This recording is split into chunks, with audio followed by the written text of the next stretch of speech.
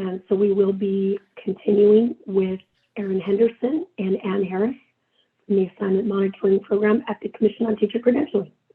Take it away, ladies.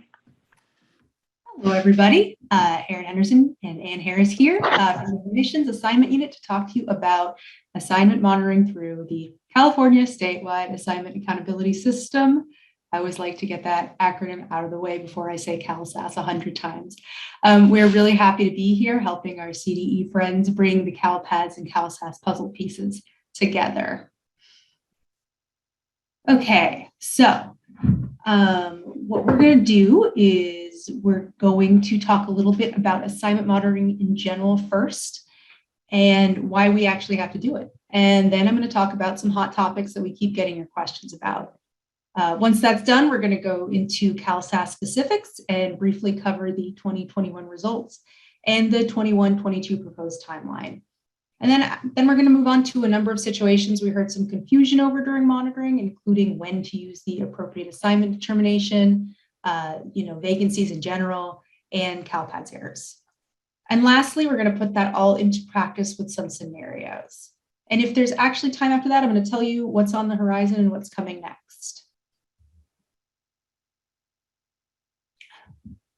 But first, I just want to establish a framework of why we have a responsibility to appropriately assign educators. And I'm sure you're aware the very simple answer is the law, but the law is so very complex.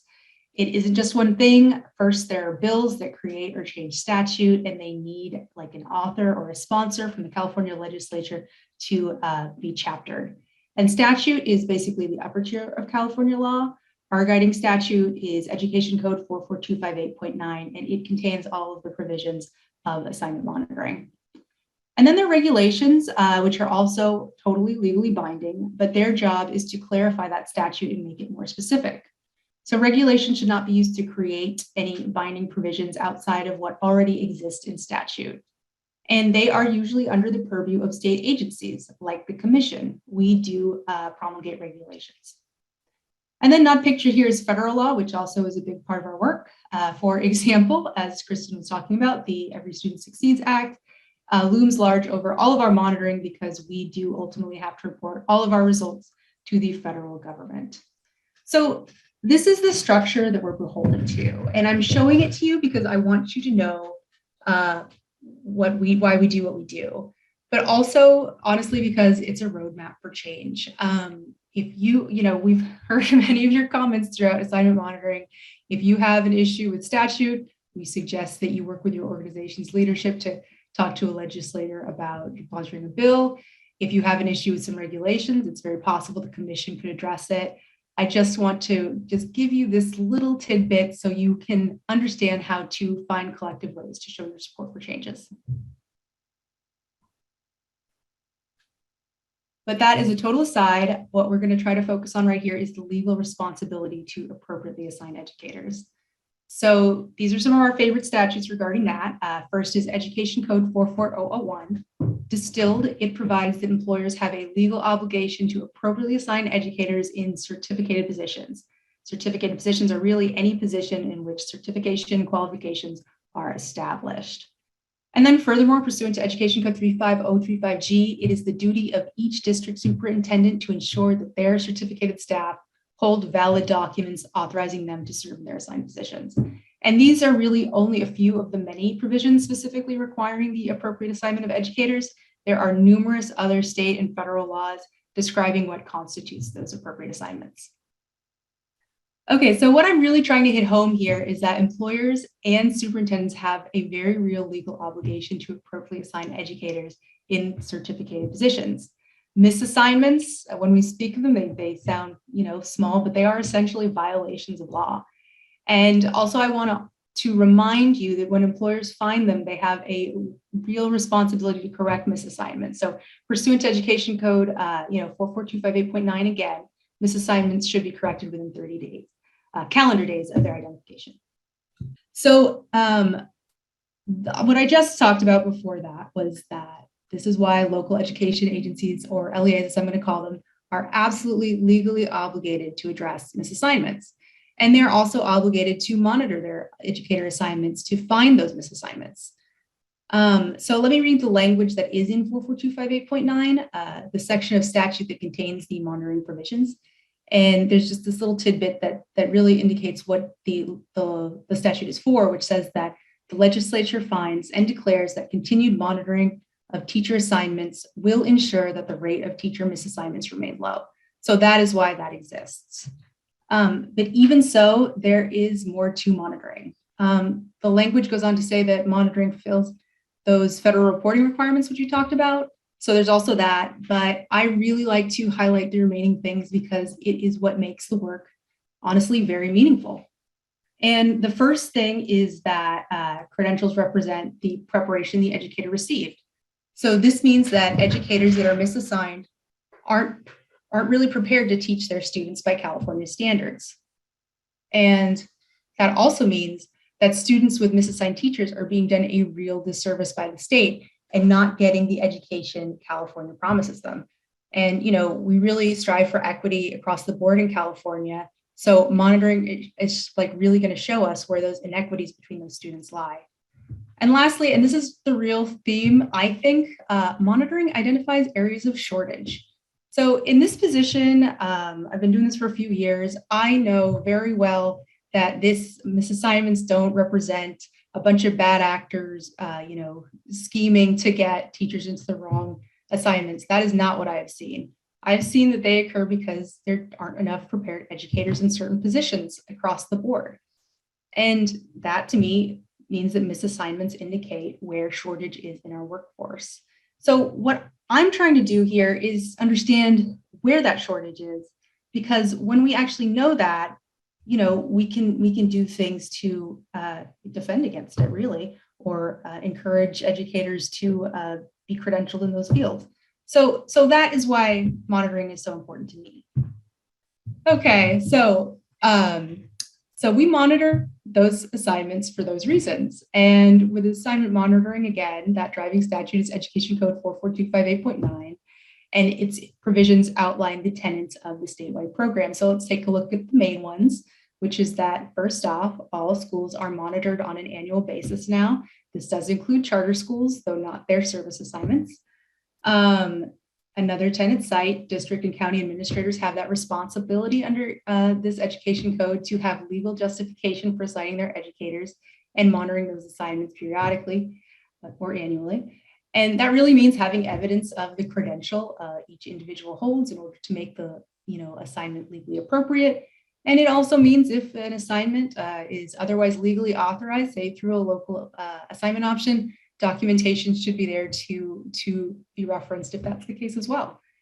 And then, as I said before, I just want to bring it home. All misassignments found should be corrected within 30 days.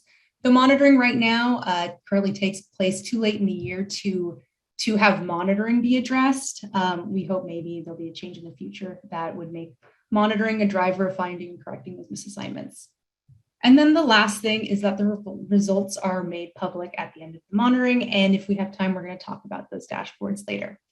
So that's really monitoring in a nutshell. And I just wanted you guys to have a little framework to hang all this related information on before we went forward.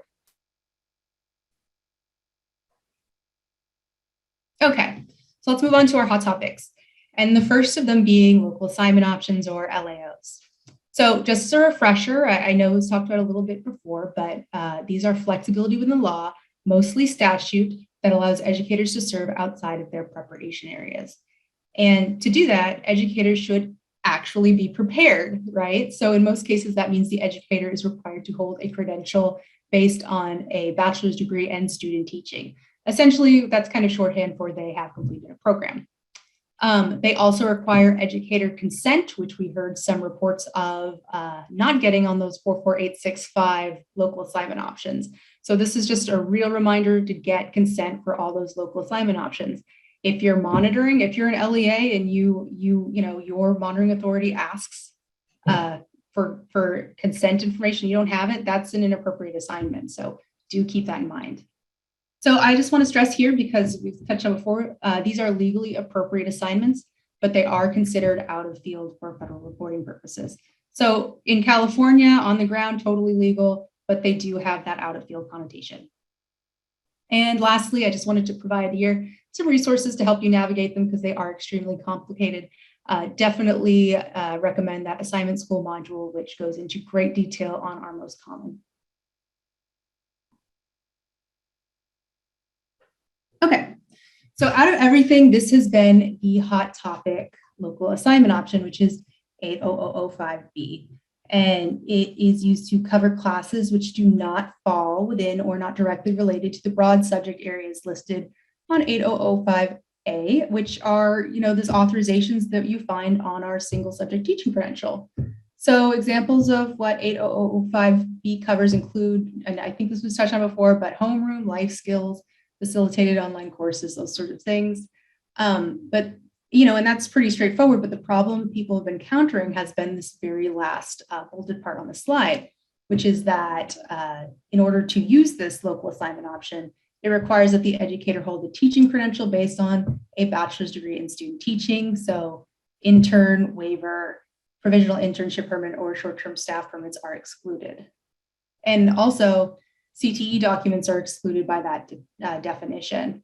And I just want to say to you guys, I know this is frustrating a lot of you out there. I do understand why. I'm going to reiterate the logic behind this, which is that, those on LAOs are serving outside of their preparation area. And by definition, these are unprepared educators, right? So if they're only on permits, waivers, and interns, they don't have that full preparation. And that's really why this regulation was written this way. And I do understand that too. However, the monitoring results are really telling me that this could do with at least a little review, just a little look at. And I'd like you all to think back to that first slide and remember that roadmap to change that I showed you. I know a lot of you are frustrated out there, and there's really not much I or Ann can do about this.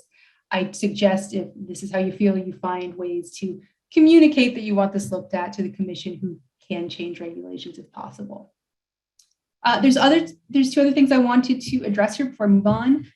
First is that caveat that we have provided to assist, and it goes something like, if no curriculum, instruction, assignments, exams are included within the course, then it does not require a fully credentialed teacher. And then my colleagues touched on it earlier, the course codes that they created to indicate that, which we applaud them for. And then the other thing I want to address is student assistance in the CTE setting here. We got a bunch of questions which were like, can a CTE teacher have student assistance? And, they can if the student assistant is receiving CTE credit or that caveat applies. However, if they're receiving elective credit, it falls under this local assignment option, and the CTE teacher is not authorized.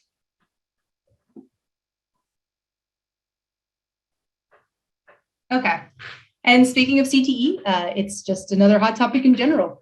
There really aren't too many local assignment options exclusively for CTE use. Title V 80004C allows some single subject credential holders to serve in the setting, but it's limited to very few authorizations. So there are some local assignment options that have permissive language, but don't actually condone it. So 44865, for example, does not preclude CTE usage in CTE settings, but that still isn't particularly helpful to a lot of people because it needs to be used in that alternative setting. So we just want to say here that we know this is a really hot topic too, and we also want to indicate that there is movement on this. I'm not sure where it's going to go yet, but I do know that I had to write an issue paper clarifying the tribulations of assigning CTE teachers a few months ago. And, a lot of the information we gleaned from you guys, how you were telling us how it was difficult to staff these positions. But what we really, really used to drive home the issue was that assignment data from this last monitoring cycle. So again, I just want to show you that the data shined a light on the areas of shortage here, and I think that it was very powerful. So do feel good about it when you do monitoring properly, because the information is used to your benefit. All right, and this is a big one too. It looked to us like some were having a lot of trouble with the concept of alternative special education or SPED placements in general. So I just want to do our best to explain the whole concept here. So The way CalSAS works is really part of the issue. CalSAS only has access at this point to the student's primary disability area. So exceptions are based upon comparisons of those and educators' authorizations.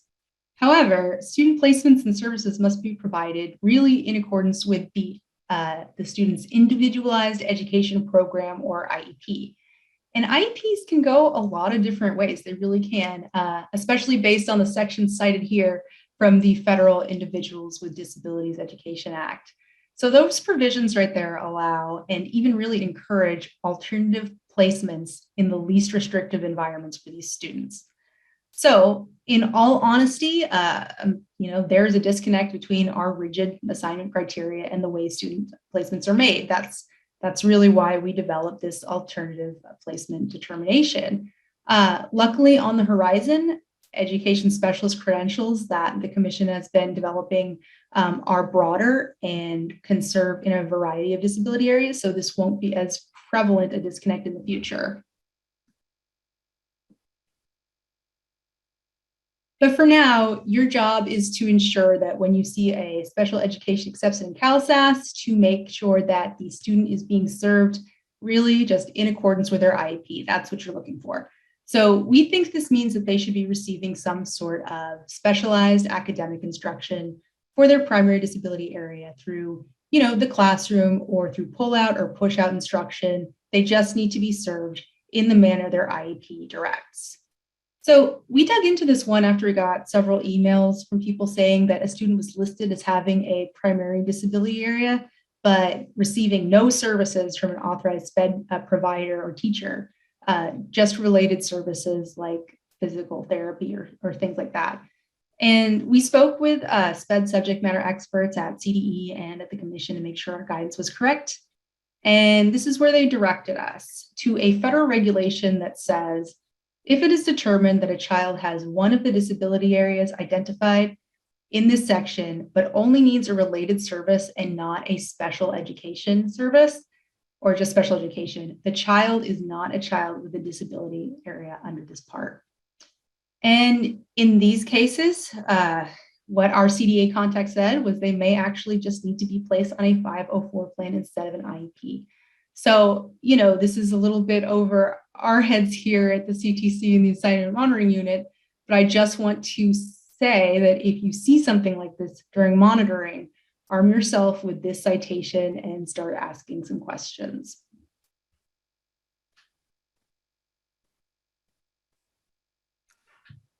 Hello, I am Ann Harris, and I will be covering this section here.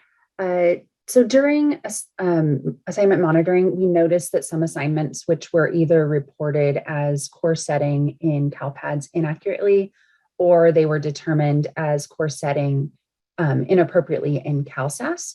So we thought we would provide some guidance related to what constitutes an appropriate use of the middle school core setting flexibility. And we are getting questions in the Q&A today, so hopefully this will be helpful for all of you. Education Code 44258.1 provides flexibility for some middle grade assignments to be taught in a core setting, which requires the teacher in the assignment to hold a credential authorizing services in a self-contained classroom. So that would be like the currently issued TC2 multiple subject teaching credential. Core settings were created for students transitioning from the self-contained setting to a departmentalized setting. So it's really a blend of the two settings there. This allows students to have the security of interacting with the same teacher and peers throughout the school day. And although the setting does appear to be a departmentalized classroom setting, if it's used correctly, it really is still a self-contained setting. Which is why the holders of a multiple subject teaching credential are authorized to teach them.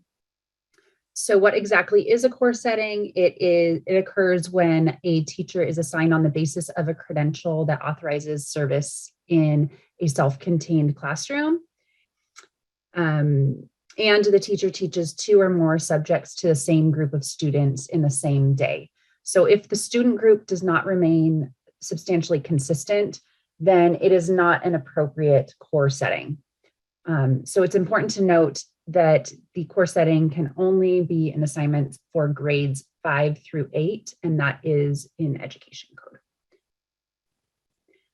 Core assignments also allow for educators to be assigned a hanging period, which is sometimes referred to as a hanging fifth, which allows an educator to teach one of the subjects that's already being taught in their core assignment.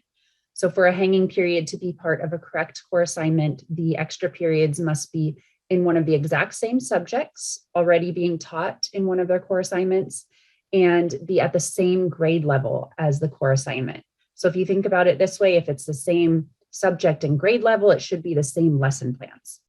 Additionally, it cannot be more than half of the teacher's total assignment because this would not maintain the self-contained setting.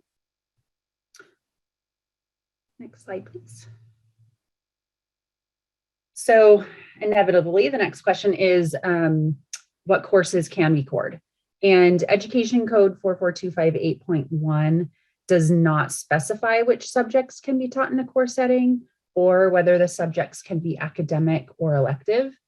So any 2 or more subjects can be cored. In addition, classes in a core assignment do not have to be consecutive periods of the day, but the students in the core assignment must remain the same.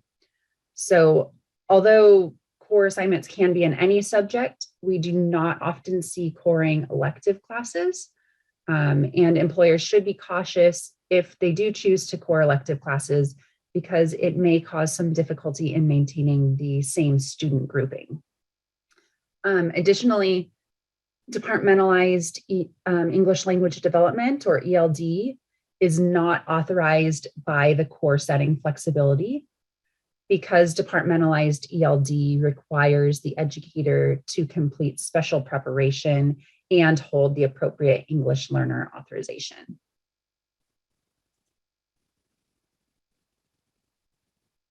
So here's an example of an appropriate middle school core setting schedule. So in this example, periods 1 and 2 in the green are the first core group. This is the same grade level and the same number of students in each class. The second core group are periods 4 and 6 in the coral color. Again, these classes are the same grade level and the same number of students in each class. And it is not a requirement that the courses be consecutive as long as the student group remains the same. That's why periods 4 and 6 are still appropriate. Now for the hanging periods, period 3 is social science in grade 7, and period 7 is English in grade 8. These are the same subject and grade level of a course that's already being taught in one of the core assignments. So these are appropriately authorized as a hanging period. And remember, a hanging period is considered part of the core setting, and so it should be reported in CalPADS as such.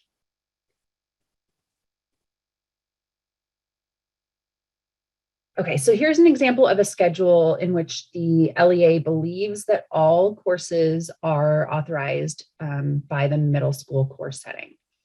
The educator holds the multiple subject teaching credential. So let's just take a look for a minute here at the slide and review the subject, grade level, and student enrollment for each course. And then we'll determine if the educator is appropriately assigned on the basis of the middle school core setting flexibility for each course. So we'll just give it a few more seconds to take a peek, and then we'll go to the next slide.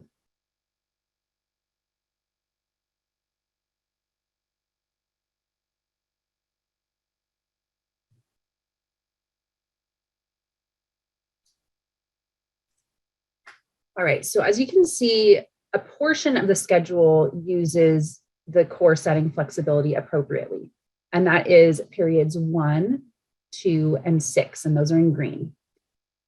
This is the first core group, and if you notice that the grade level and the student enrollment are consistent. However, periods 3, 4, and 7 are not the same student enrollment, which is a red flag when reviewing the schedule. So looking further, you can see that Period 3 is English in grade 4, and course setting is limited in education code to grades 5 through 8 only. So that could not be considered a part of the course setting. Period 4 is English in grade 6, and there are no other courses with the same student group.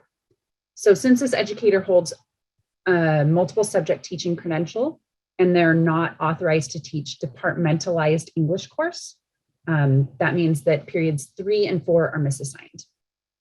Period 7 is the same subject already being taught in a core assignment. Math is taught in both periods 1 and period 7. So it might appear that this is a hanging period. However, if you look further, you can see that period 1 is in grade 8 and period 7 is in grade 7. So in order for period 7 to qualify as an appropriate hanging period, it must be in the same subject and the same grade level as a course already being taught in the core assignment. So again, because the educator only holds the multiple subject teaching credential, they're not authorized to teach a departmentalized math course. So the educator is also misassigned in period 7. So some takeaways related to core settings before we go on. Remember that it must be 2 or more subjects taught to the same group of students in the same day. It's limited to grades 5 through 8. And a hanging period must be of the same subject and grade level already being taught in a core assignment. So hopefully that helps clarify some questions for you all.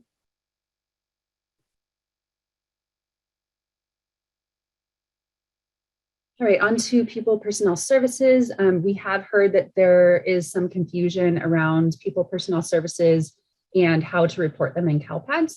So it's important to report the actual assignment based on the duties of the position.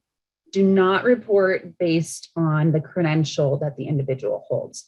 If you are unsure about the duties aligned with each PPS credential, the resource linked on this page provides a list of services authorized by each of the PPS credentials that are currently issued by the Commission.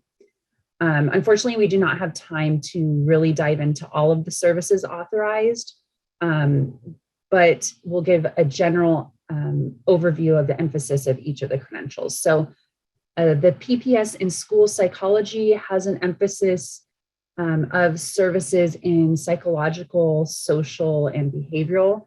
And psychologists are also able to work on IEP teams. The school counseling PPS has an emphasis on academic, career, and personal. The PPS in school social work has an emphasis on interventions and outreach. And the PPS in school child welfare and attendance has an emphasis on attendance and enforcement.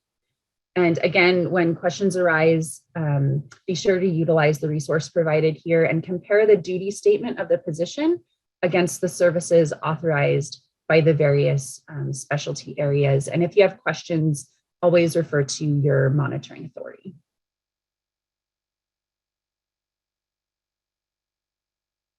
All right, so we'll just do a brief overview of CalSAAS. CalSAAS stands for the California Statewide Assignment Accountability System, and it is used for annual assignment monitoring. It was launched in 2019-20 monitoring cycle, and we are preparing for our 3rd monitoring cycle in the system. And it's a partially automated system, like Brandy had mentioned before. It does work through the comparison of CalPADS data reported for an assignment and the educator's credential authorizations held with the Commission using the educator's seed. The comparison is based on Fall 2 census date, which would be assignments in place on the 1st Wednesday in October. So through this comparison in the system, CalSAAS outputs questionable assignments, which we refer to as exceptions. And these are accessible in the system to allow the LEA to review the assignment and provide justification as to why the assignment was identified. And they can also upload supporting documentation. The justification is referred to as a determination, so we do use that term a lot as well.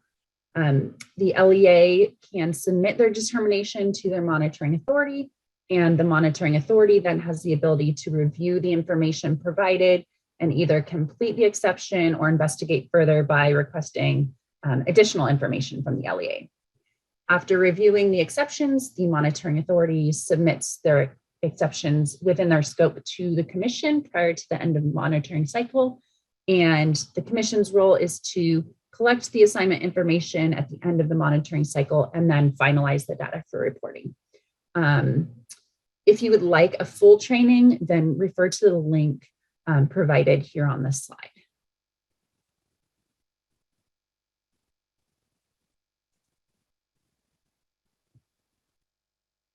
All right, me again. I get to tell you about what happened during last year's monitoring cycle now.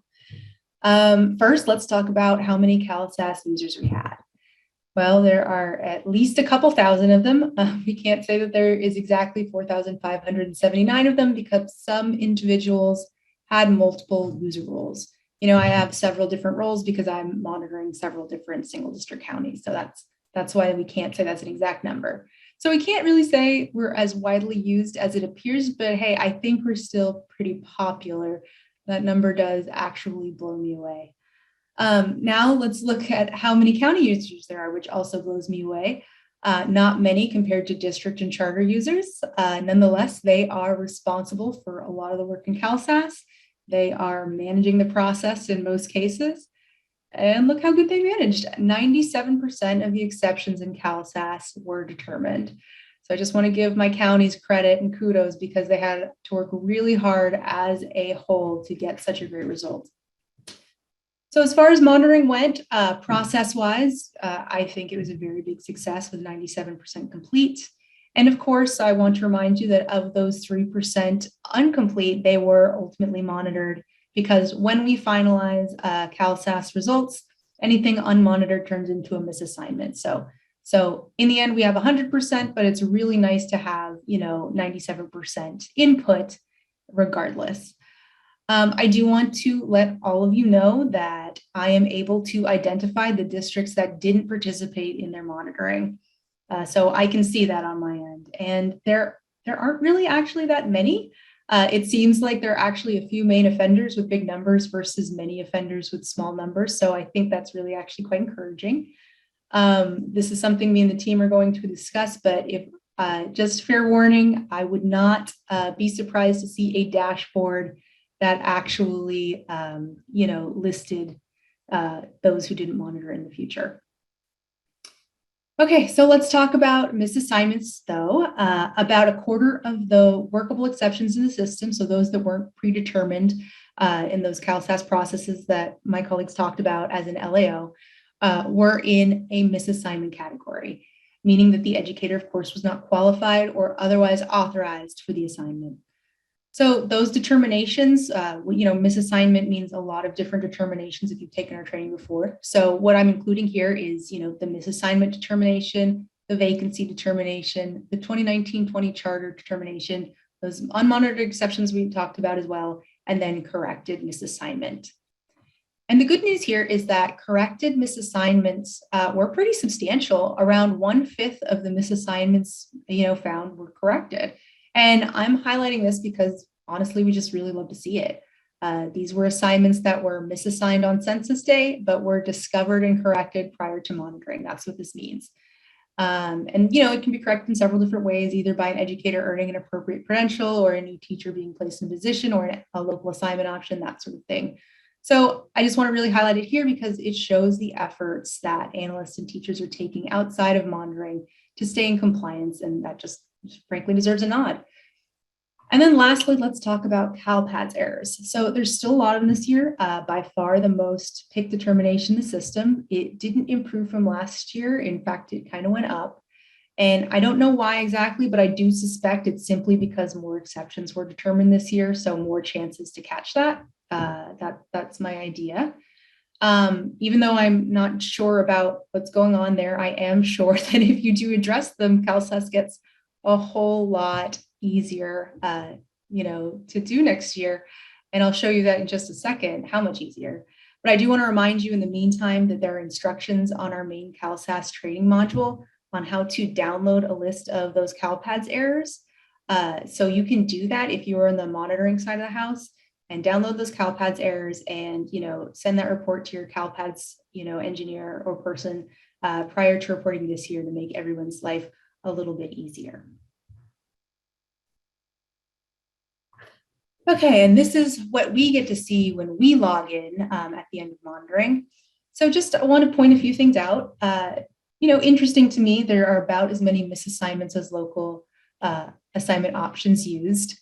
That's pretty interesting to me. I mean, of course, we touched on it before, but there are some local assignment options that we do not show in the system, which are hidden because they are just so numerous and it would slow down our processing. So those are 44865 and 80005B. But of every other local assignment option is represented there, and it's in parity with the number of misassignments.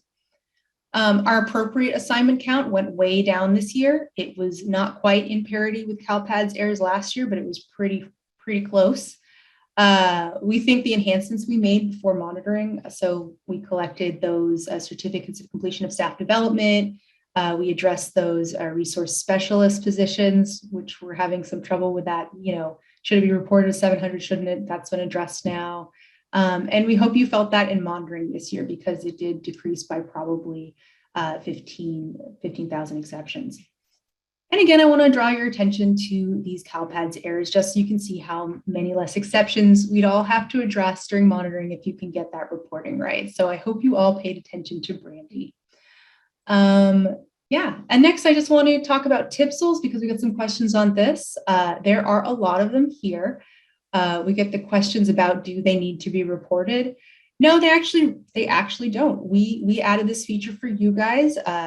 Title 5, 80022 requires that local education agencies keep their TPSL placements on record. But we figured you were in here doing assignment related stuff anyway. You might as well put them in there as well. Yeah, we're definitely interested. It's really fun to see how many you use, but we just wanted you to have an easy way of transmitting the information. If you don't feel like it's easy or want to do that, you do not have to. And then also, I just want to say, if you look up at that not determined box in the top left, it was about, I think, 4 times more last year. So that's quite a bit, and we all really stepped it up this year, as I said in the last slide. So congratulations. Okay, so this is to show you how many exceptions of each type there were. Mostly CalPADS codes, and you can see that these are heavily authorized. There are some, there's also a lot of local assignment options as well. This table shows those hidden local assignment options we were talking about, and that's why that number is so big. Because this represents the COVID year, a lot of the assignments are 44865 if they were independent study, and we do expect that to be maybe a little higher than normal. But if you do remember the last screen, there's only about 14,600 local assignment options determined in the system. That represents about 6%. The other 94% are those LAOs mentioned. And I do want to repeat again that those 80005Bs, they're not out of, I think it's out of field. I hope I'm getting that right. Kristen, correct me if I'm wrong. They aren't out of field like the others. So it's not quite as many there for federal reporting purposes. And lastly, I just wanted to say it is pretty obvious that some of these exception types shouldn't be determined in such ways. For instance, local assignment options shouldn't be used for English learner services at all. We're already making headway on an enhancement to kind of put some training wheels on these and limit the type of exceptions that can be selected for specific exceptions in the future. So do look for some validation measures to be put on in the next cycle. Okay, and this was the big shock to me and why I know so many of you were upset about 80005B.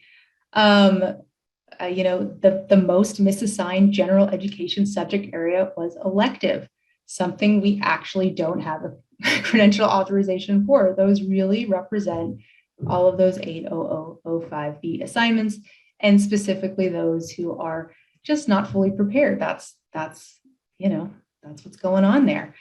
So, I just want to touch on the other subjects real fast. Look what's coming up next in the light blue. It's mostly core academic subjects, mostly hovering around the same percentage. Each have about 1,900 apiece. PE is there as well, which is really interesting because what I saw the most was PE courses being staffed incorrectly at elementary schools. I'll follow that thread some point in the future and see where it leads, but for now, it's an interesting lead. And then the dark blue, we have self-contained courses, which could probably be there because of the sheer number of elementary school courses in general, and visual arts and foreign language to round it all out. The most asked question lately, when is monitoring going to start? So if we get the data from CDE, it's going to start around April, and then it will be a 60-day review period for LEAs, followed by a 30-day review period for monitoring authorities. And then after that, the commission will verify the data and produce reports, put them out there. I do want to say that this is subject to change. It does depend on when the data is transmitted. And that's honestly, we were getting a lot of questions on that, but that's not honestly something we have much control over on the CTC side. So, I think definitely ask my colleagues if they have any ideas about this. As of right now, it sounds like it's going to be around this date.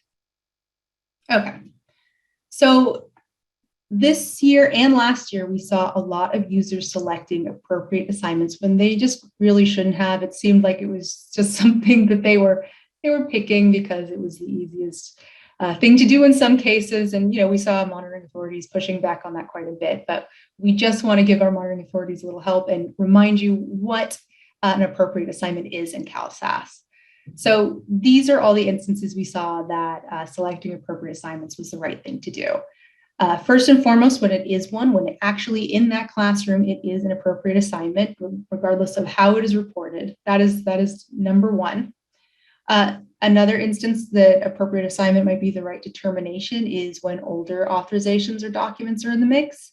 A lot of these issued in the 70s, 80s, they just have authorizations that don't fit with the structure of the CalSAAS decoder. So because they can't conform and we can't fit them in, they do get spit out as exceptions. When you see these and the authorization works for the assignment, go ahead and pick appropriate assignment. Supplementary authorizations and subject matter authorizations in grade 9. So there is no standalone grade 9 in CalPADS reporting. So the curriculum grade level, it only goes, I think, to secondary, 9 through 12. So because of that, it's kind of a mismatch of reporting and authorization, because supplementary authorizations, they only authorize instruction and curriculum up to grade 9, and then the rest of those classes or grade levels, it just does not allow that. So because of that mismatch, we want to give the monitoring authority a chance to peek at these assignments. Supplementary authorizations in grade 9, they get spit out as exceptions. There is a note that we put in the CalSAAS history. When this happens, it will say grade level exception in the history, so you'll know exactly when this happens. And then that's simple enough. You just, as a monitoring authority, have to check that the course is in grade 9, and if so, appropriate assignment is a great selection. And then there are local level decisions. So the commission has designated the use of some of those authorizations just to be local level decisions, something that there's enough leeway in, regulations that we can't really have a say in. So we allow you to have, your chance to decide. And, in those cases, an example that we have right here is a supplementary authorization in introductory math, teaching computer science, for example. We don't want to make that decision across the board for everybody, so we don't automatically include that authorization or decoder.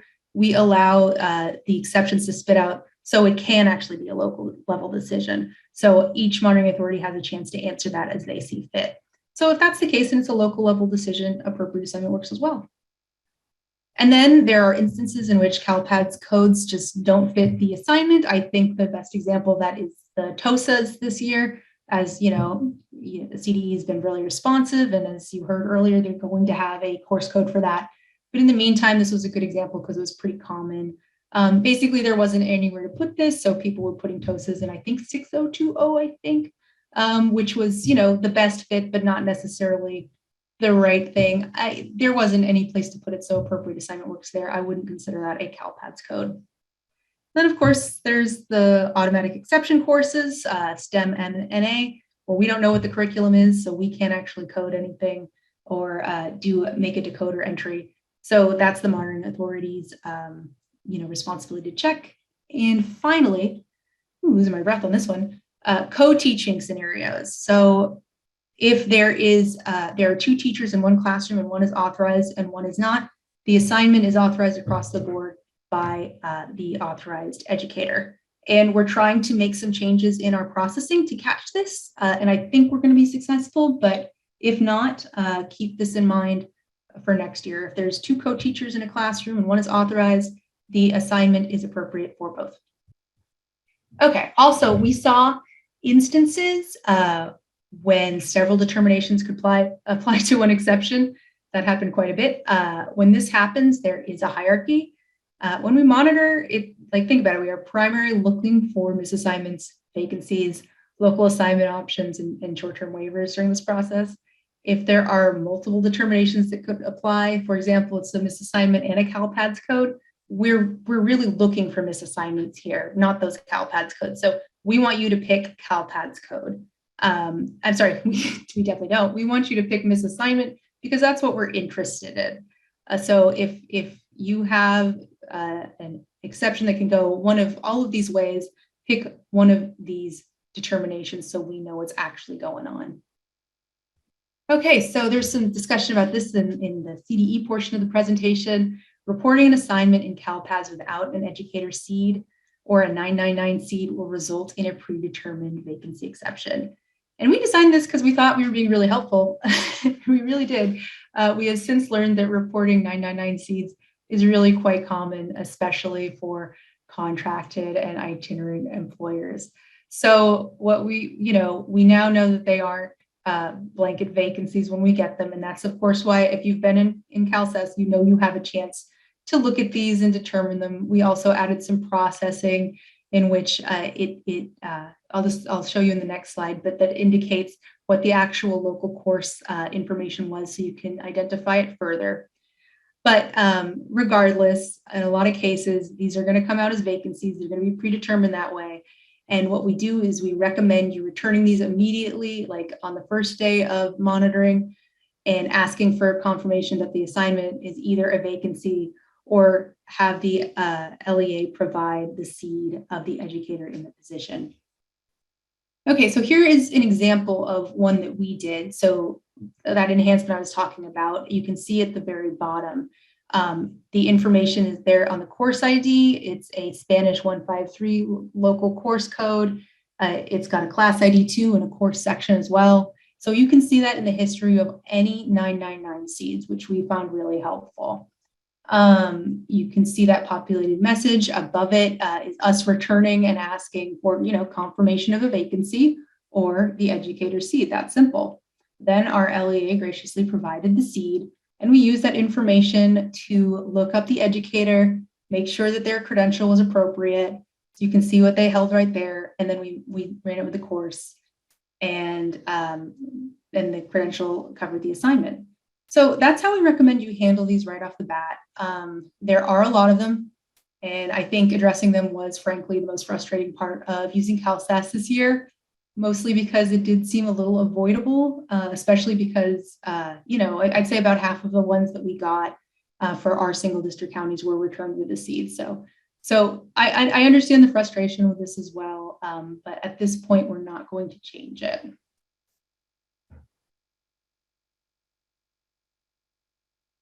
But we have done things to make this easier. So real quick, the seed is a 10-digit randomly generated non-personal identifiable number issued by CPC to all certificated staff that have a valid application or hold a valid CTC document. So the way it works is basically you get issued a seed upon payment of of an application. So that's how quickly you get given a seed at CTC. So we have a seed lookup tool on our commission's website that allows you to query on educators' seeds. So we realized that finding these seeds may have been a real obstacle during that last monitoring cycle because it did require having the educator's social security number. And we modified that since, so the lookup, in the lookup, you're able to search for name and document number. And this will help because we think a lot of the reasons those 999 seeds are reported or because contracted or itinerant assignments were in the mix. And LEAs just might not have been privy to the educator's social security number, you know, and therefore they couldn't find the seats. So we're really hoping this change makes a big dent in that problem. Okay, and then also contracted employees. I want to touch on this because I'd say CalSAAS illuminated the large number of contracted employees in use in the educator workforce. You know, we aren't at the ground level like you guys, so this was actually a bit of a surprise to us. It's even more surprising because once we found, you know, how prevalent this was, there seemed to be a real disconnect between employment status and certification requirements. It did feel a lot like some employers think they found kind of a credential loophole. They seem to think that contract employees aren't held to the same standards as you know, certificated employees, but it's really not a loophole to contract with an unqualified educator. It's actually a misassignment. If it is a certificated position, certification is required. That is that 44001 section of statute I mentioned in the beginning. So there is no notable exemption in the law for contractors in any of our statutes. So I just want to bring that up. People will probably say that something has changed here, but no, nothing has actually changed. This is just CalSAAS shining a light on a problem that existed for a while, but was not, you know, uncovered because of that 1 quarter monitor cycle and self-reporting of the past, right? So now that we understand the problem exists, we're going to start creating guidance and addressing it in our resources. You're going to see things like that coming out of our shop pretty shortly, I think, depending on how much time we have, but we're definitely intending to do it pretty shortly. I can also say that, you know, we've had conversations with legislative staffers who appear to want to make the language clear here. So I don't think it's going to get less stringent in the future. I think that it'll only get more. So my advice here, and I'm going to tie this in with the seed and vacancy information as well, is to start making contracted agencies aware that they need to provide information on their staff for assignment purposes and monitoring. You know, we spoke to a couple enterprising county office of education that said that they're renegotiating their contracts to make sure, you know, that they can have this information for reporting and monitoring. And I think that's really the way to go for the future. So I do recommend you get ahead of that. Okay, so now we will go over the determination process in CalSAAS, and this may be a review for some of you, may be new to others. So there are 3 different exception types in CalSAAS, and those being CalPADS code, special education, and English learning. Again, this overview is really meant to be a guide. So if you are an LEA and you have specific questions related to exceptions or appropriate assignment options, then you should contact your monitoring authority. Okay, so the first of the 3 exception types that we're going to review is CalPADS code. And a CalPADS code exception occurs when the educator reported in the assignment does not hold the appropriate authorization for the CalPADS code reported for the assignment. So CalPADS code exceptions occur in general education and career technical education settings, as well as non-classroom based support or services settings. When reviewing a CalPADS code exception, first you want to ask, does the educator have the appropriate authorization for their assignment? If they do, and it was valid on census date, then this could be an appropriate assignment. This could be due to one of the reasons that Erin outlined a few moments ago, such as an older document that does not conform to the system's decoder or something of that nature. If the educator now holds the appropriate authorization for the assignment, however, it was not valid on census date, but it was corrected prior to monitoring in CalSAAS, then it could be a corrected misassignment. And remember that CalSAAS is based on the comparison of CalPADS assignment data and credential data that were held on census date. So if an authorization was issued the day after census date, then it will not be part of this comparison.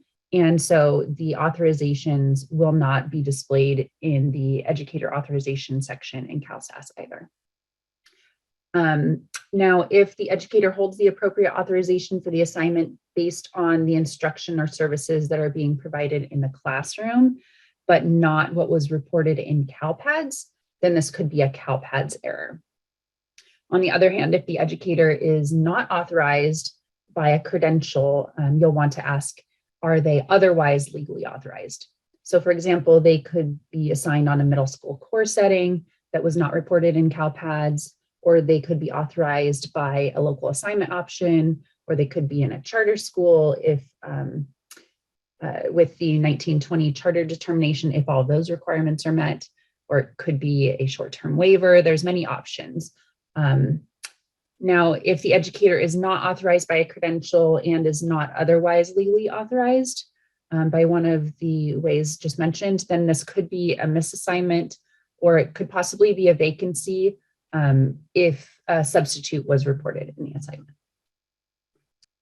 Okay, so the second type of exceptions are special education exceptions, and these occur when the educator reported in the assignment does not hold the appropriate authorization for the disability area of one or more students in the classroom.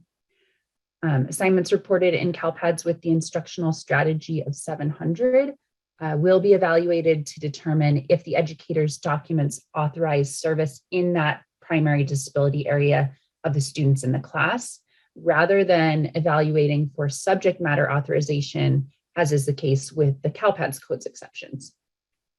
So when reviewing a special education exception in CalSAAS, again, the first question is always whether the educator holds the appropriate authorization for their assignment. If yes, and it was valid on census date, then it could be an appropriate assignment. If the educator holds the appropriate authorization, but was not valid on census date, then it could be a corrected misassignment. Again, for example, the educator was issued the appropriate authorization the month after census date or something of that nature. And if the educator holds the appropriate authorization for the instruction and services being provided in the classroom, but the assignment was reported inaccurately in CalPADS, which is the only reason that the exception was produced, then this could be a CalPADS error. And there were many exceptions during this monitoring cycle that were the result of the instructional strategy being reported inaccurately in CalPADS. So in order to prevent this, ensure that the instructional strategy of 700 is reported for special education assignments, and 700 should not be reported for general education assignments. If the educator is not authorized based on a credential, are they otherwise authorized by the student's IEP? And if so, the alternate SPED placement determination may be applicable. And again, this is selected if the assignment is made on the basis of either the student's alternate placement aligned with their secondary disability, or placement in general education classroom on the basis of their IEP's direction. Now, if none of these options apply, then this could be a misassignment or possibly a vacancy if a substitute was reported in the assignment. And the third exception type is English learner. English learner exceptions occur when an educator does not hold the appropriate authorization for the education service code reported in CalPADS, which is the field that collects the level of EL service. So for example, if the assignment was reported in CalPADS as integrated ELD instruction only, and the educator did not hold an authorization that covers integrated ELD on census date, then an exception will generate in CalSAS. Now, when you're working with an English learner exception in CalSAS, again, the first question you want to ask yourself is, does the educator hold the appropriate authorization for the assignment? If they do, and the authorization was valid on census date, then it's possible that it could be an appropriate assignment determination. An example of this in an EL exception could be the result of an educator holding a CCSD that was not registered with the commission and not submitted to the commission to be added for CalSAS processing. If the document was not valid on census date, but was issued prior to monitoring in CalSAAS, again, this could be a possible corrected misassignment. However, if the educator holds the appropriate authorization for the services actually being provided in the classroom, but the education service code reported in CalPADS was incorrect, which is the reason that the CalSAS generated an exception, then the CalPADS error determination could be appropriate. We did see this a lot in our monitoring, so it's important to remember that students who are designated as English learners are required to receive EL services by an educator who is appropriately authorized to provide those services. Now, finally, if the educator does not hold the appropriate authorization for the services provided, again, this could be a misassignment or a vacancy if there was a substitute in the assignment. Okay, so I talked a little bit about pulling out your CalPADS errors to prepare for next year, right? So I'm just going to show you how to do it really quickly here. What you're going to do if you have access to CalSAS, of course, is you go to that exception screen, right? And then there are those filters on the left right there. What you can do there is you can select CalPADS error and then hit the apply button. And then what you're going to see is just all of your CalPADS error exceptions. And then if you go to see where that little number 3 is, you click on that Excel or PDF button and export. It exports a targeted spreadsheet of just the exceptions that you filtered for. So in that way, you can have a list very quickly of all of your CalPADS CalPADS error exceptions, just so you know what issues you have with reporting. And number 4, which is not really shown, maybe just to indicate what those assignments actually should be in a new column of the spreadsheet. So that is the thing that I plan to do, and send it directly to the LEAs and CalPADS engineer to help them out. We have actually a video describing how to do this in our CalSAS training module, if you do want additional assistance on this. And I do want to say that this isn't exclusive to CalPADS errors. You could do this for misassignments, and we recommend that you actually do so you're prepared for the next year. All right, so now we will go through some common scenarios that we encountered during our assignment monitoring. So the first one is a exception type of CalPADS code, an exception value of 9296, which is musical theater. This is what was reported in CalPADS. The educator held a CTE credential in arts, media, and entertainment on census date. But the actual assignment on census date was in a CTE setting, and the CalPADS code was 7236, Introduction to Professional Theater. Now, the educator held the appropriate authorization for their assignment on census date, so the LEA determined this as appropriate assignment. Now, is that an appropriate determination? No, actually, what was reported in CalPADS does not match what the educator was actually teaching on census date. The appropriate assignment determination in CalSAS should only be selected in the case that the educator held the appropriate authorization for the assignment reported in CalPADS. However, in this case, the educator held the appropriate authorization for the assignment they were teaching in real life, but not what was reported in CalPADS. So in other words, if this assignment was reported accurately in CalPADS, then an exception would not have generated in CalSAS. Therefore, this should be determined as a CalPADS error.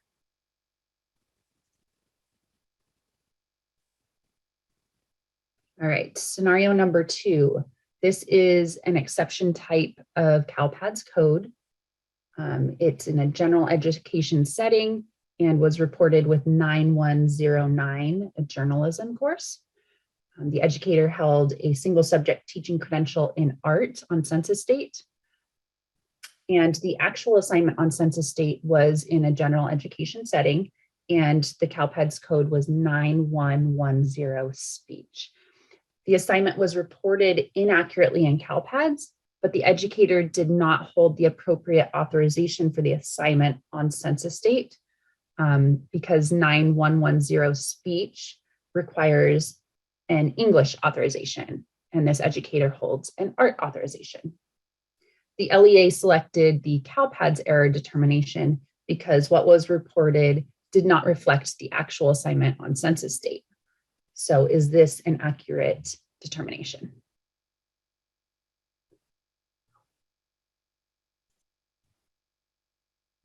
No, actually, instead of selecting CalPADS error, this should be determined as a misassignment.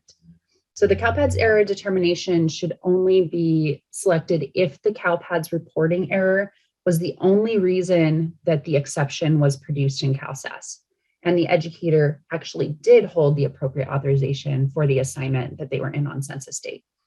And in this example, the educator was not actually authorized for the actual assignment. So even if the assignment was reported accurately in CalPADS, an exception would still have generated in CalSAAS.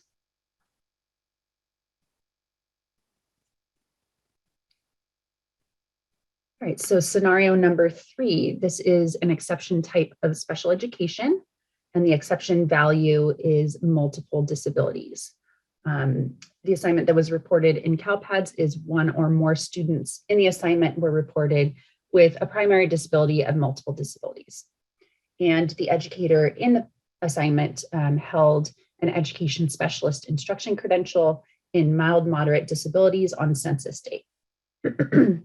Now, the actual assignment on census date, there were students in the course that had a primary disability of multiple disabilities.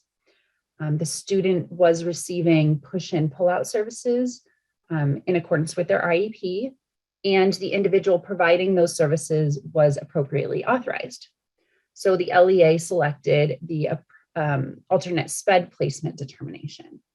So do you think this was a correct determination? Yes, it was. The type of exception typically requires additional review by the LEA. So here are a few steps that the LEA took. First, they confirmed that there was a student in the class with the primary disability of multiple disabilities. So this was not a CalPADS reporting error.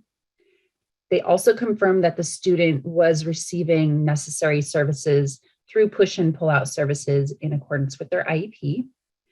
Then the next step is for the LEA to ensure that the individual providing those services was appropriately authorized on census date. And after confirming that the individual providing those services held an authorization in physical and health impairment, the LEA determined that this was an alternate SPED placement. And they provided detailed information in the comment section, including the SEED of the individual providing those services. So this is important information for the monitoring authority to have in their review. The monitoring authority may request the LEA submit perhaps a letter from the head of the LEA's special education program that verifies that the student's alternate placement was in fact based on their IEP.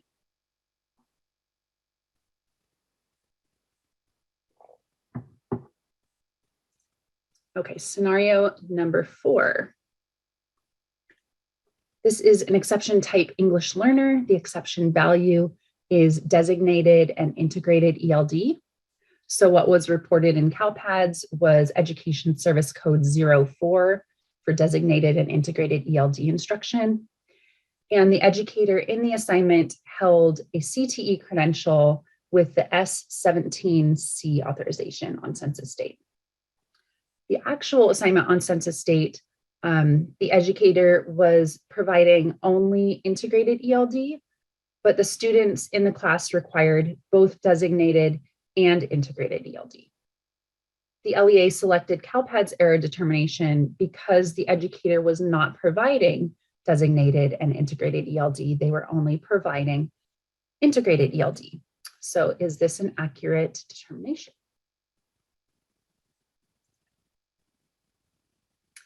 No, this is actually a misassignment. The CalPADS error determination indicates that the educator was authorized to provide the instruction or services of the assignment, and the only problem is related to CalPADS reporting.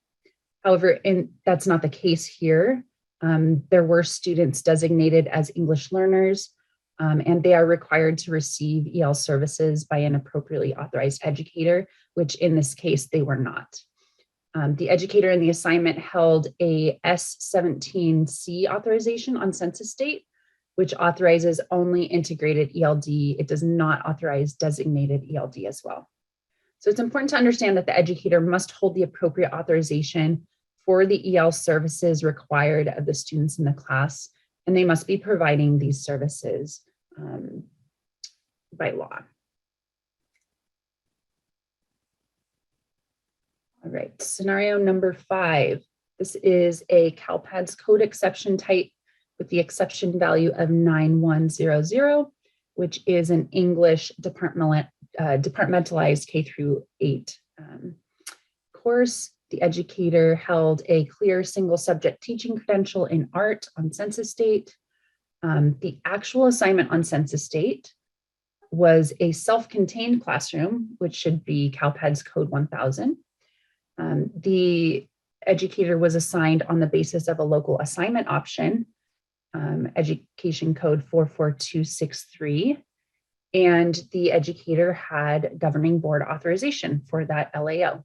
So the LEA determined this was a CalPADS error because it should have been reported as a self-contained classroom.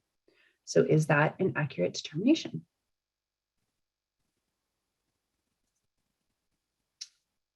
No.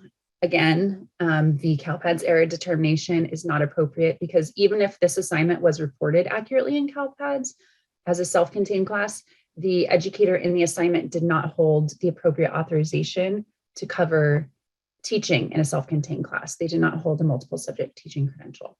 So the ultimate justification for this actual assignment is a local assignment option, education code 44263. And based on the initial information generated in CalSAAS, it appears that this is a misassignment. However, due to inaccurate CalPADS reporting, in addition to the use of an LAO, the educator turns out to be legally authorized for their actual assignment through the LAO. So this exception really highlights the importance of referring to the hierarchy that Erin mentioned earlier in this presentation, and just how complex assignment monitoring can be, which is another reason it's so important to have two-way communication between the LEA and the monitoring authority through the assignment monitoring process.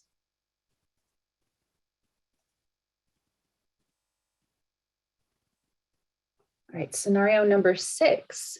The exception type is a CalPADS code. Exception value is 1000, self-contained. The educator reported in CalPADS was reported with a seed of all 9s. And so CalSAAS predetermined this as a vacancy. The actual educator in the assignment held a multiple subject teaching credential, had a valid seed on census date, and was teaching in a self-contained classroom. The educator in the assignment was reported with a seed of all 9s, so therefore CalSAAS really had no valid seed to check for credential authorizations, and that's why it was predetermined as a vacancy. But the educator in the actual assignment on census date did have a seed, so it was not a vacancy, and in fact, the educator held the appropriate authorization for the assignment. So what determination should be selected in this case?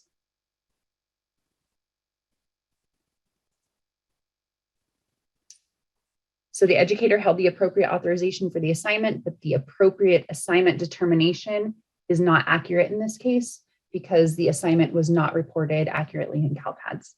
So the educator's actual seed should have been reported in this case.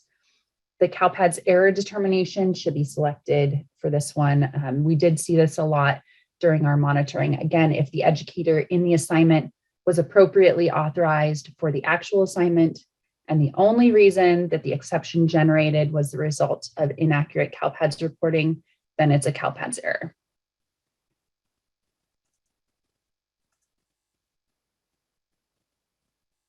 And for our last scenario, this is a CalPADS code exception type with the exception value of 6010, which is mentor teacher staff developer. CalSAAS predetermined this as a Title 5 80020.4 determination. The educator in the assignment held a single subject teaching credential in mathematics on census date. The actual assignment on census date was a teacher on special assignment or a TOSA position. So this is a predetermined exception that is available for review within the system. The LEA provided the duty statement for the position and for the MA to review, and the MA did determine that the assignment did not align with the staff developer duties that are listed within our resources on the website. So they determined that this is more of a TOSA position. Next slide. And because there was not currently a CalPADS code specifically for a TOSA position, in this previous monitoring cycle, it could have been determined as an appropriate assignment. But as Brandy mentioned, it sounds like there will be a code for TOSAs in future monitoring cycles. I believe she said 2022-23. So keep an eye out for that. But in the meantime, the appropriate assignment determination could be accepted.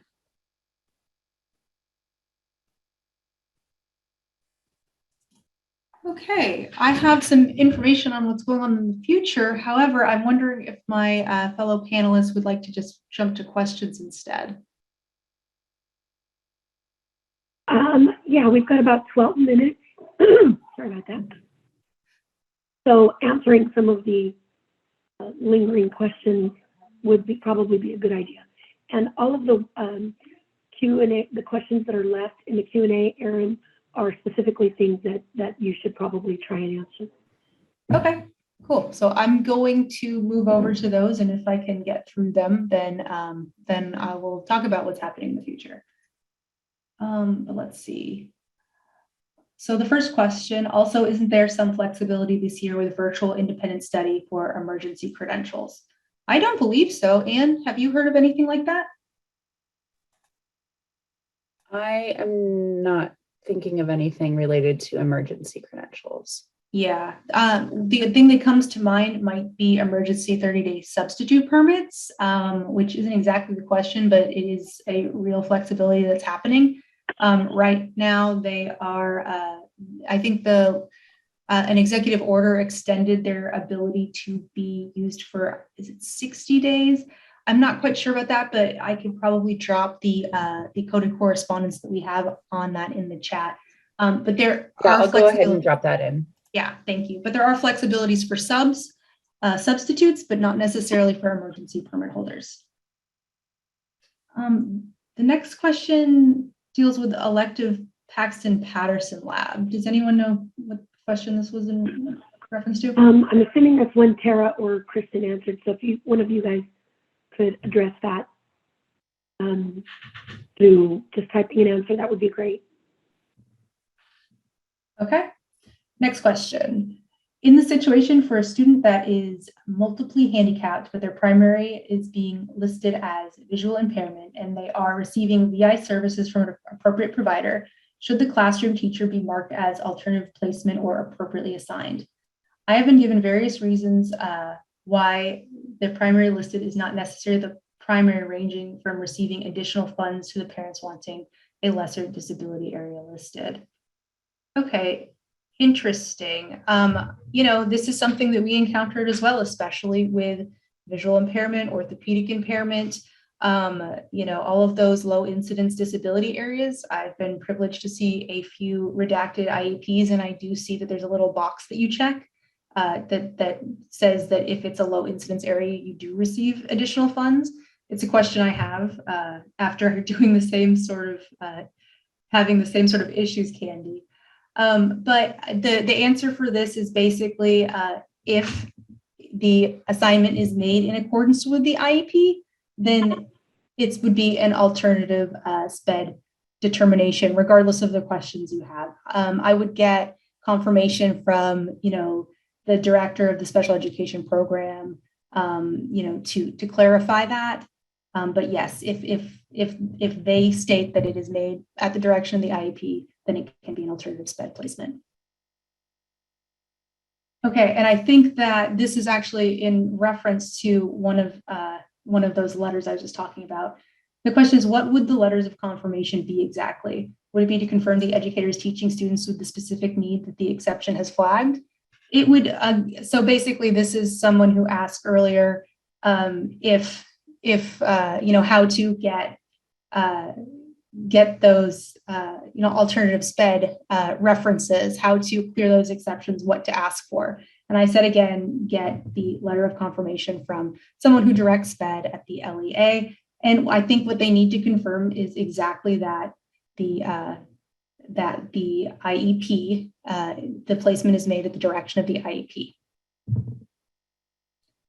Okay, is there a way to verify if our LEA is participating in assignment monitoring?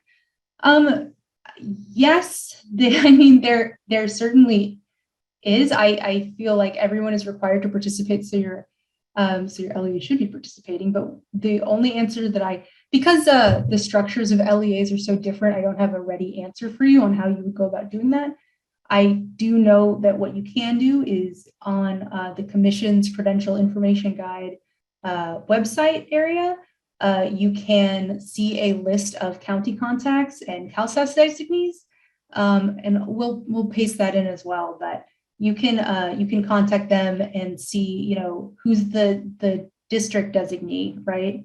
Well, you can contact the county, ask who's working for the district, and then contact them to make sure your LEA, assuming it isn't in the district, is being served.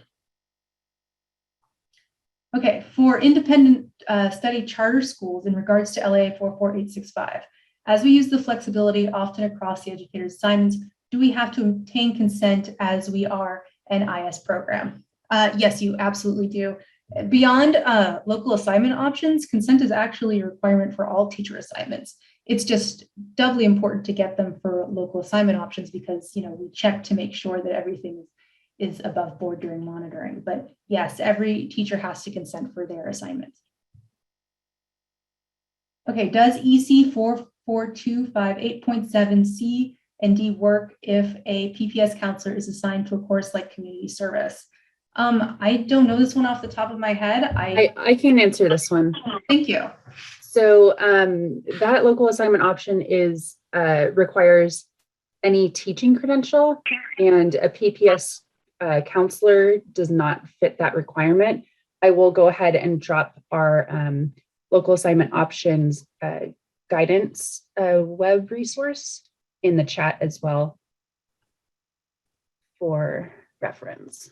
Yeah, that's what I was going to assume and say, but yeah, definitely check that that resource. It's going to be dropped in the chat. It has all of the credentialing requirements for all of our most commonly used local assignment options. What is the document number? That one I can get. That one is it's very easy. When we issue a credential, it has a specific identification number, so we can track it, and that's what that is.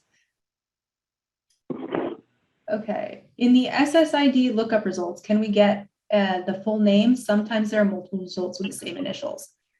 So I think SSID means seed, and yeah, we can. I think we might want to be making some tweaks on that eventually. I can't promise anything anytime soon because it's just newly developed, but I understand the interest in that, and I can look into it. Okay. Next one, Kathy Griggs, Education Code Section 44300. What are the credentials required for teaching providing independent study instruction?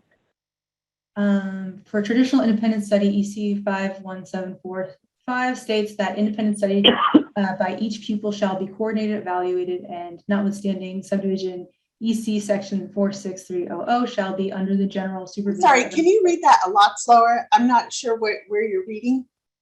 Sorry about that. It's a long, I got it. It's a long question. I apologize.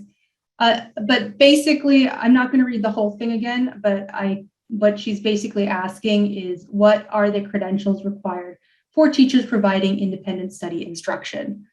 They are the same as in, normal setting instructions. In general, there is a local assignment option for 4865 that gives them greater flexibility, but they aren't different requirements. They just have a local assignment option. Okay, next question. Oh, moved away from me. Neither CTC nor the seed lookup has an option that shows the credential related to the seed number. This is a problem for the MA. How can we accept determination based on a seed number only if we can't see the credential connected with the teacher? Yeah, I agree with you, Stephanie. That was actually something that I was trying to work on getting, because it would have been really helpful when we were looking at those vacancy requests. So know that I'm working on that one. It might be a little slow, but I do agree with you. Okay, does the LEA need to provide a letter for alternative placement for each situation, or can it just be added in the notes? It can be added in the notes with determining exceptions. Everything is at the monitoring authority's discretion. So the LEA needs to do that if the monitoring authority requires that. So monitoring authorities can be as strict and stringent, or as unstrict and stringent as they want to, and that is their particular business. So if you have questions about what is required during monitoring, go ahead and ask your monitoring authority what they want. This one says, did I hear Erin say that for co-teaching assignments, if one of the teachers is appropriately assigned, then it's appropriate for both teachers? Yeah, that is correct. And as I said, well, maybe I didn't say, but I meant to say, we are working on an enhancement to figure that out, so that you won't even have to deal with those. If we can get that done next year, that'd be great. I'm not sure if we can, but we're going to try. But if we don't get that done, yes, that is true. And I just wanted to add to that would be the case if both teachers are in the same classroom at the same time. That would be the co-teaching scenario in which it would work. Yes, thank you, Anne. Very good. But I think we're coming up to the end. Does anyone want to take us out? Yeah, the only thing that I did want Alex to do, if you would, Alex, could you take us to the course code lookup that CTC has? Yes. Because many of you are asking questions in the Q&A that can actually be answered by using these appropriate credentials for CalPADS course codes. And then there's another page for appropriate credentials for CalPADS non-classroom based or support assignments. So many of you are asking, if we have a counselor assigned to a certain course code, do we have to put them on a local assignment option? So the answer to those questions can be found by plugging in the course code here, whatever course code you have them assigned to. And then if you look in this tool, it'll tell you what CalSAAS is looking for based on that course code alone. Okay. Again, there's also another link, Alex, if you could take them to the link for the non-classroom based or support assignments. I don't think I know that one. If you go back to the CalSAAS, yep. Information, yeah, right there. Exactly. And I wanted to point out that what is listed on that table are the currently issued documents. Right. So this will give you most of the information that you're asking for with respect to whether or not your, what credential or authorizations are required and what local assignment options are appropriate for specific course codes. The other thing I wanted to point out is we will send out the question and answer to participants that were registered. And this is being recorded and it will be posted on our CSIS YouTube channel. So Alex, if you could navigate to the CSIS YouTube channel, they do have a great resource for CalPADS training videos. This is one of those videos that will be posted within a couple of weeks. We will have their staff work on sort of partitioning this presentation into its unique sections so you can consume those in more palatable chunks. And it will be posted here at the CSIS YouTube channel within a couple of weeks. Anything else, Erin and Anne or Tara or Kristen that you wanted to add? Nothing from me. Yeah, none over here. Nothing from us. And some of you are asking if the appropriate credentials tool can be provided in an Excel format. I don't know the answer to that question. I think the answer is no, but I'll have Erin and Ann address that. Brandy's right. The answer is no. This is how it's provided for now. It would actually take us considerable work to do that. So this is what is available at the moment. And Alex, if you would do me a favor and just type the link to the appropriate credentials in the chat if you haven't already. I did the non-classroom one, but let me go back to the COTIT.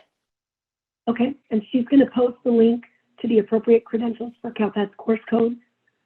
So please use these as references. Otherwise, just wanted to say thank you so much to all of you for attending. At one point, I think we had over 1,500 participants, so we hope this has been helpful. Again, we will send out the question and answers to all participants afterwards.